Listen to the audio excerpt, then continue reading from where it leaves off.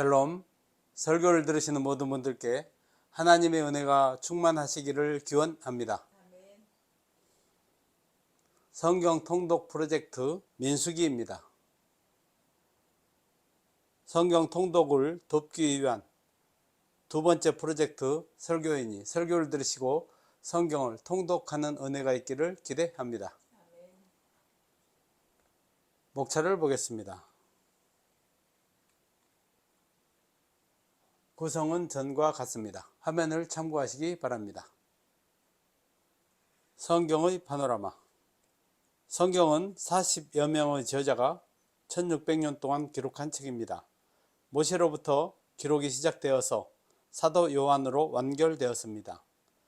모세의 첫 기록부터 지금까지 3500년 동안 성경책이 보존되어 왔다는 것은 놀라운 하나님의 섭리라고 볼 수 있습니다. 성경 66권이 문학적 장르의 특성에 따른 분류와 연대 순으로 배치되어 있음을 알아두시면 도움이 됩니다. 민수기 연대표를 보겠습니다. 레위기 연대표와 대동소이합니다. 화면을 참고하시기를 바랍니다.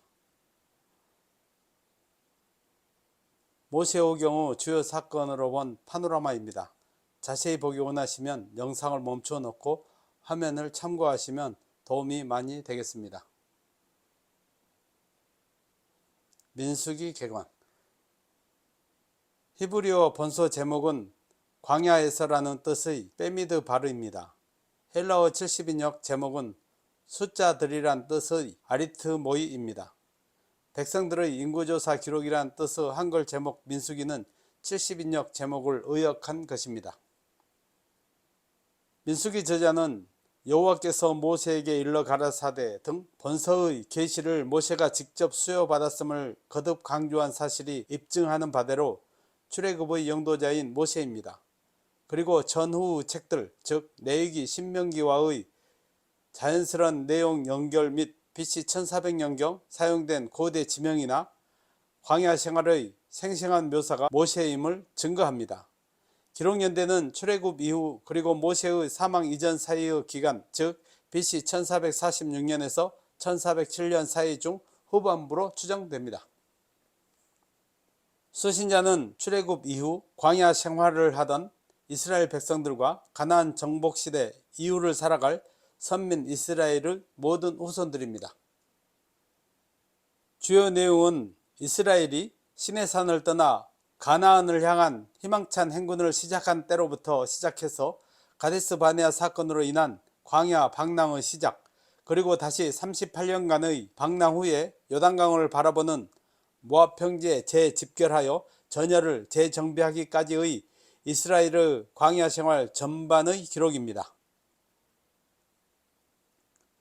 모세오경 네 번째 책 민수기 체크포인트.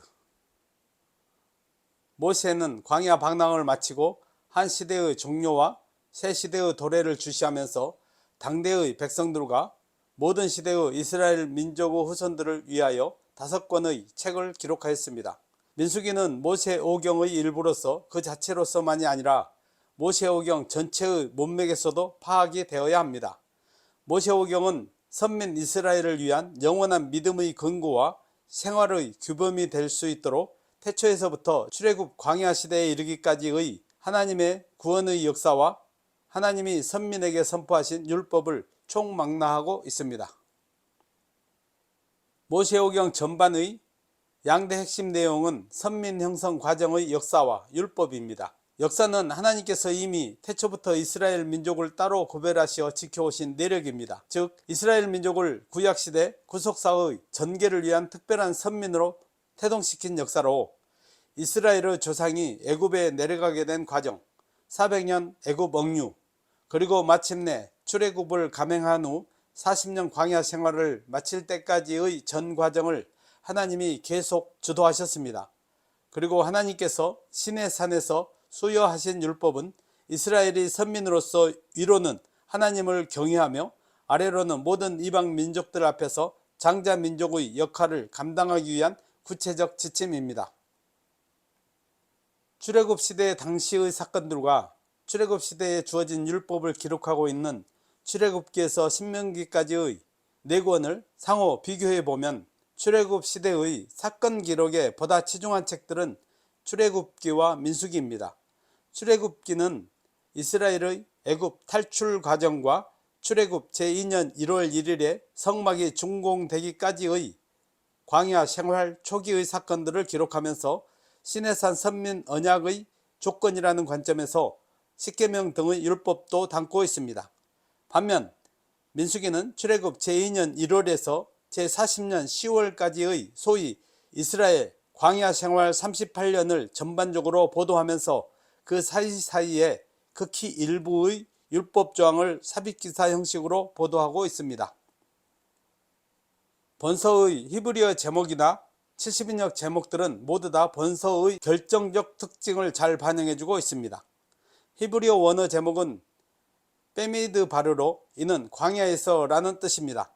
이는 민수기가 총 40여 년에 이르는 이스라엘의 광야 생활 전반을 가장 포괄적이고도 직접적으로 기술하고 있는 사실과 잘 부합됩니다.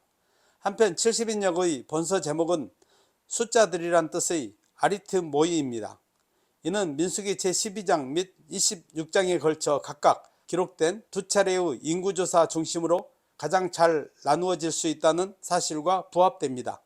무릇 숫자는 객관성과 정확성을 그 기본 특징으로 하는 법입니다. 따라서 숫자들이란 사실은 민수기뿐만 아니라 모세오경 전반이 객관적이고도 정확한 실제 역사의 기록임을 강력히 시사하고 있습니다. 민수기 내용 분해. 민수기의 내용 구조는 다양한 관점에서 분해할 수 있겠으나 가장 대표적으로는 다음 3가지를 들 수 있습니다. 첫째는 비교적 단순하게 민수기가 이스라엘의 광야 행군 과정을 가장 포괄적으로 기록하고 있는 사실에 착안하여 다음처럼 광야 행군 과정 중심으로 나누는 것입니다. 1장 1절로 10장 10절 시내산에서의 최종 행군 준비, 10장 11절로 12장 16절 시내산에서 가데스 바네아 1차 집결, 13장에서 19장까지는 38년간의 공백기 후 가데스 바네아의 2차 집결하기까지입니다. 이러한 분류는 단순 명쾌하다는 나름대로의 특징이 있습니다. 이는 각 사건에 대하여 일목요연한 파악 및 정리상의 어려움을 극복하도록 도와줍니다. 둘째는 민수기에 기록된 각 사건들이 발생하였을 때 그 주체가 출애굽 당시의 구세대였는가 광야에서 태어난 신세대였는가에 따라 민수기를 크게 제1장에서 19장까지의 전반부와 제20장에서 36장까지의 후반부로 나누기도 합니다. 이 방법의 장단점도 행군 순서별 구분과 대동소이합니다.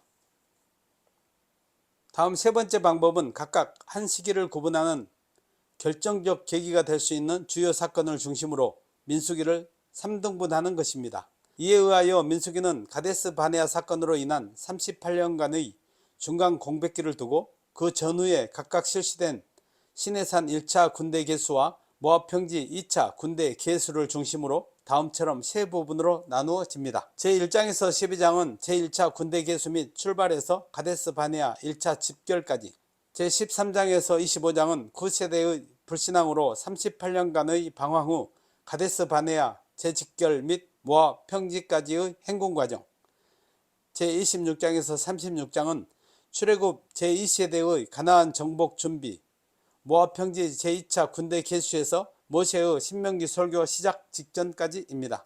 가데스 바네아 사건으로 야기된 하나님의 징계로 인한 38년간의 광야 방랑 전후에 각각 실시된 두 차례의 인구조사는 각각 9세대 및 신세대의 가나안 정복 준비를 위한 필수 작업의 하나로 실시되었습니다.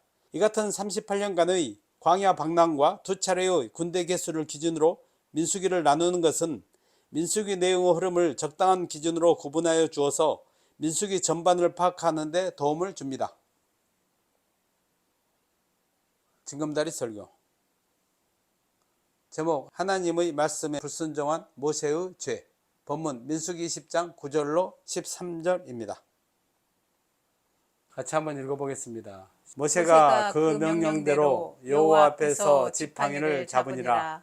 모세와 아론이 회중을 그 반석 앞에 모으고 모세가 그들에게 이르되 반역한 너희여 들으라. 우리가 너희를 위하여 이 반석에서 물을 내려 하고 모세가 그의 손을 들어 그의 지팡이로 반석을 2번 치니 물이 많이 솟아나오므로 회중과 그들의 짐승이 마시니라.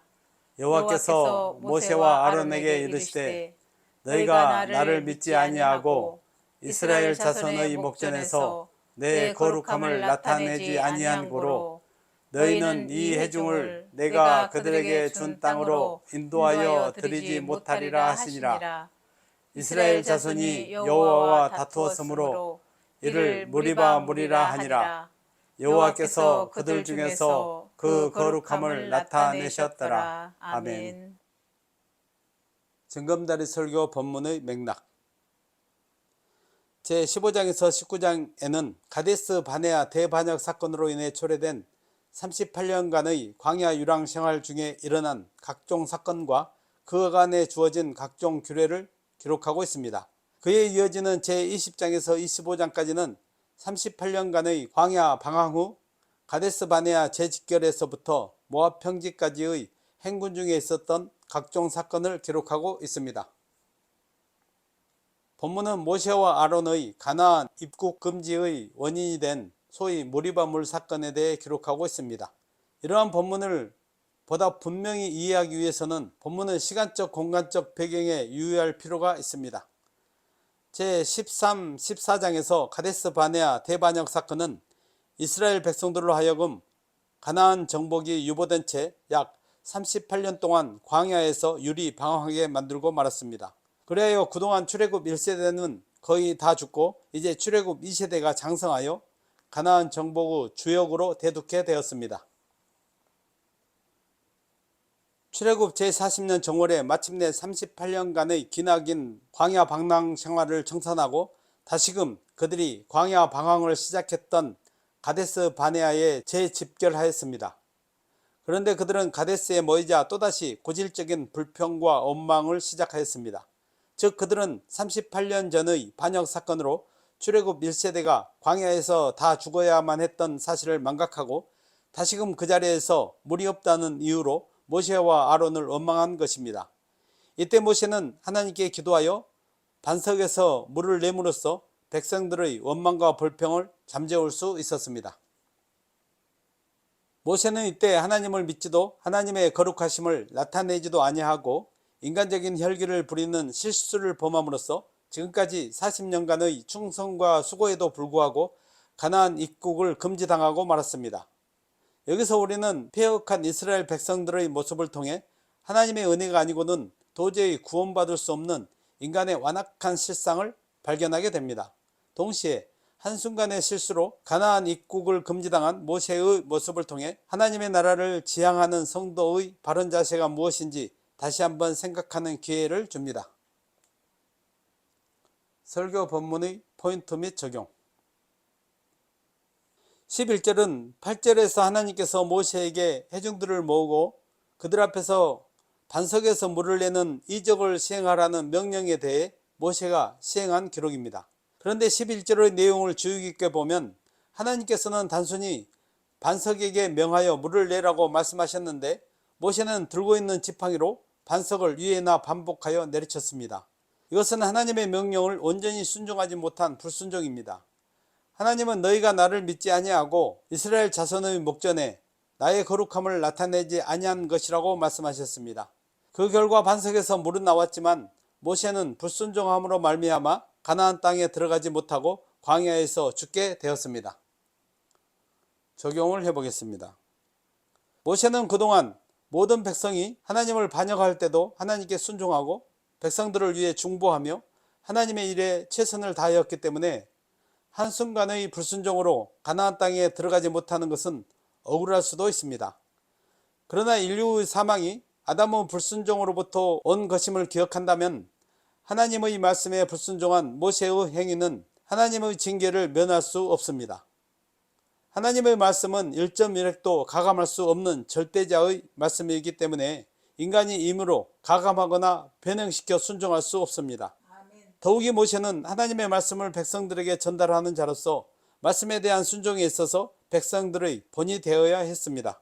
그럼에도 말씀을 변형하여 실천하는 커다란 실수를 저질렀습니다. 하나님의 말씀을 가감하는 것은 아무리 사소한 것일지라도 생명을 죽음으로 축복을 저주로 바꿀 만큼 심각한 것입니다. 하나님의 말씀에 대한 온전한 순종 여부에 따라 인간의 생과 사, 축복과 저주가 결정됩니다. 그러므로 성도들은 하나님의 말씀을 대할 때 자신의 판단이나 생각으로 말씀을 변형하거나 가감하지 말고 주어진 그대로 순종해야 합니다. 10절과 11절에 보면 모세가 반석에서 물을 내는 이적을 행하면서 백성들을 향해 분노하며 혈기를 부린 사실을 볼 수 있습니다. 이러한 모세의 모습은 모세는 온유함이 지면의 모든 사람보다 성하더라고 한 12장 3절의 말씀을 무색하게 할 만큼 지난날의 행동과 비교가 되는 행동이었습니다. 즉 모세는 계속되는 백성들의 불평과 원망 앞에서 그만 자제력을 잃어버리고 분노하며 혈기를 부린 것입니다. 이러한 사실은 우리에게 사람 가운데 완전한 존재가 없음을 잘 보여줍니다. 사람은 그가 아무리 뛰어난 지도자요 훌륭한 인품을 갖추었다 할지라도 불완전하기 그지없는 존재입니다. 적용을 해보겠습니다.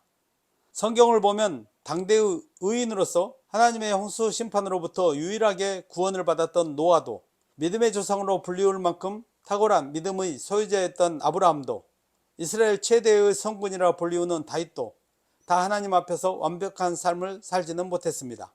그들도 일순간의 방심으로 죄를 범했습니다. 그러므로 우리는 모두 범죄의 가능성 앞에 놓여 있다는 사실을 잊지 말고 죄를 경계하며 주의하기를 게을리하지 말아야 합니다. 특히 지도자적 위치에 있는 사람이나 선줄로 생각하는 사람일수록 마음이 교만해져서 범죄할 가능성이 더욱 크기 때문에 더 조심해야 합니다. 성도는 신앙의 연륜이 높아질수록 그리고 다른 사람의 주목을 받을수록 더욱 근신함으로 영적으로 깨어서 범죄에 빠지는 일이 없어야 하겠습니다. 12절을 보면 모세가 이스라엘 백성들을 향하여 분노하며 혈기를 드러내 불순종한 것으로 인하여 하나님께서 그를 책망하시는 장면이 나옵니다. 물이 없음을 이유로 불평하는 백성들을 향한 모세의 분노는 일견 합당해 보입니다. 하나님을 신뢰하지 못하고 늘 불평하는 이스라엘 백성들이 모세는 못마땅하였습니다. 그러한 상황에서 모세는 지도자로서 의당 화를 낼 수도 있었으리라 생각됩니다. 그럼에도 모세는 분노하는 가운데서도 넘어서는 안 될 선을 넘어버린 것입니다. 그래서 하나님께서는 모세의 분노와 혈기로 인한 말씀에 대한 불순종을 하나님께 대한 불신앙으로 규정하고 책망하실 뿐만 아니라 그가 가나안 땅에 들어가지 못하게 하셨습니다. 적용을 해보겠습니다. 이것은 인간적인 분노와 혈기가 하나님 앞에서 얼마나 심각한 죄를 유발하는지 짐작하게 합니다. 만병의 근원이라 일컬어지는 감기가 사소한 부지를 틈타 육신을 공격하여 쓰러뜨리듯이 분노와 혈기는 영혼을 무력하게 만들고 마침내는 치명적인 결과를 가져오는 무서운 영혼의 질병입니다. 야고보서 1장 20절에 보면 사람의 성내는 것이 하나님의 의를 이루지 못함이라 라고 하였습니다. 또 잠언 14장 17절에 보면 노하기를 더디하는 것이 사람의 슬기라고 했습니다. 그러므로 성도들은 다른 사람을 향하여 분노하고 혈기를 드러내기 전에 먼저 자신을 돌아보는 사람이 되어 성내는 죄를 범하지 말아야 합니다. 분노와 혈기를 잘 다스리지 못하면 우리의 영혼이 망하게 될 수도 있습니다. 그러므로 성도는 서로 분노할 합당한 이유가 있다 할지라도 자신의 마음을 다스림으로써 분노를 억제하며 선을 이루어 가시기 바랍니다. 민수기 교훈. 민수기는 이스라엘 신 9세대가 38년여의 중간기를 사이에 두고 실시한 두 차례의 군사 개수를 기록하고 있습니다. 이는 신 9세대의 두 경우 모두 다 이제 곧 시작될 자기 세대의 가당한 정복 전쟁의 원활한 수행을 위하여 전 국민을 군사 조직화하기 위한 것이었습니다. 하나님의 백성들의 모임 곧 교회도 어느 시대에서나 그 모든 구성원들의 힘과 능력을 정교하게 조직화할 필요가 있습니다. 그럴 때 성도는 자신이 부족한 부분에 있어서는 동료 성도들의 도움을 받고 반대로 자기가 남들보다 뛰어난 분야에서는 동료 성도를 도움으로써 사단과의 영원한 영적 전쟁에서 승리할 수 있습니다.